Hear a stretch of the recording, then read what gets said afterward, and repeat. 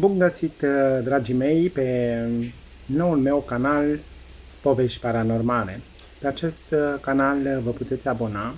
Aici va fi un altfel de canal, dragii mei, unde vă voi povesti multe lucruri interesante, așa cum ați văzut pe canalul meu de zi cu zi, doar că aici acest canal va fi unul un pic mai special.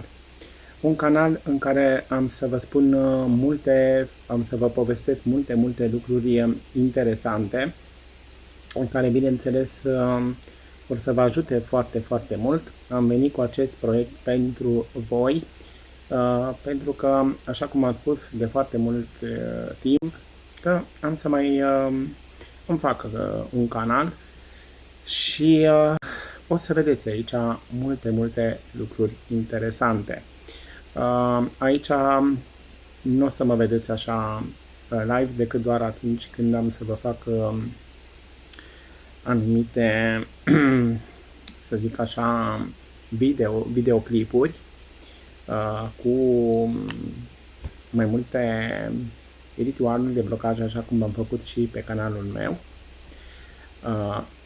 Dar o să vedeți multe povești interesante. Așa, dragii mei, că vă puteți abona cu încredere și pe acest canal.